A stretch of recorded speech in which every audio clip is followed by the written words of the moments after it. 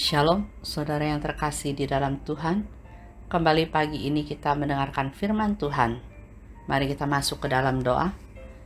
Bapa kami yang di surga, terima kasih Tuhan terus hari ini Tuhan, di mana Kau berikan hari yang baru bagi kami Tuhan, dengan apapun yang Kau berikan bagi kami pada saat ini Tuhan.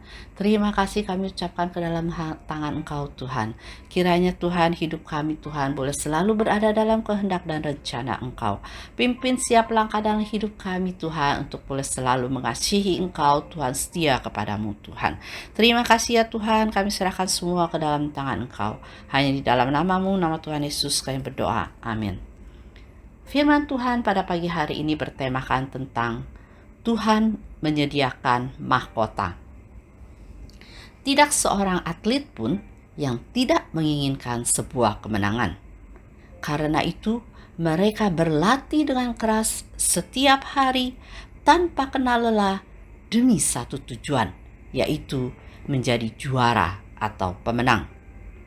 Mereka tidak ingin hanya menjadi atlet yang biasa-biasa saja, atau kita sebut mediocre.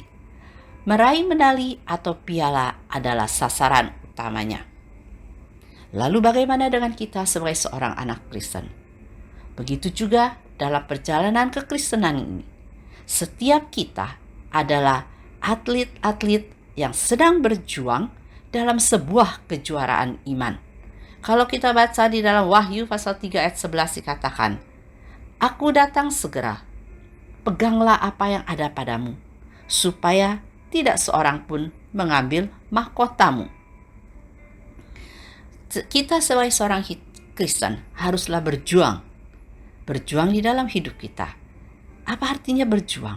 Berjuang berarti berusaha dengan penuh semangat dan tekad yang tinggi.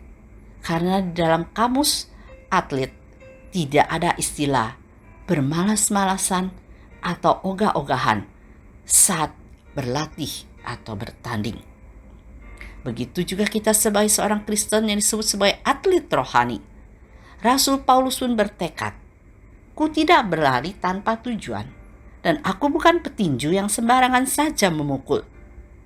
Tetapi aku melatih tubuhku dan menguasainya seluruhnya, supaya sesudah memberitakan Injil kepada orang lain, jangan sendiri aku ditolak." Itu terdapat dalam 1 Korintus pasal 9 ayat 26 sampai 27. Mengapa demikian? Karena Rasul Paulus percaya ada mahkota yang disediakan Tuhan bagi setiap orang yang mampu menyelesaikan perlombaan dengan baik sampai garis akhir. Setiap kemenangan pasti menghasilkan medali atau piala atau mahkota. Alkitab dengan jelas menyatakan ada mahkota-mahkota yang disediakan Tuhan bagi orang percaya. Di antaranya mahkota abadi. Itu dapat kita baca dalam 1 Korintus 9 ayat 25. Atau mahkota kemegahan. Itu kita baca dalam 1 Tesalonika 2 ayat 19. Mahkota kehidupan. Itu dapat dalam Yakobus pasal 1 ayat 12. Mahkota kebenaran dalam 2 Timotius 4 ayat 8. Dan juga mahkota kemuliaan, yaitu 1 Petrus 5 ayat 4. Ini adalah bukti betapa Tuhan sangat menghargai dan memperhatikan setiap orang percaya yang bekerja bagi kerajaan Allah. Oleh karena itu, di dalam 1 Korintus 15 ayat 58 dikatakan, "Berdirilah teguh, jangan goyah, dan giatlah selalu dalam pekerjaan Tuhan. Sebab kamu tahu bahwa dalam persekutuan dengan Tuhan, jerih payahmu tidak sia-sia." Ayat di atas menasihatkan agar kita terus berjuang mempertahankan iman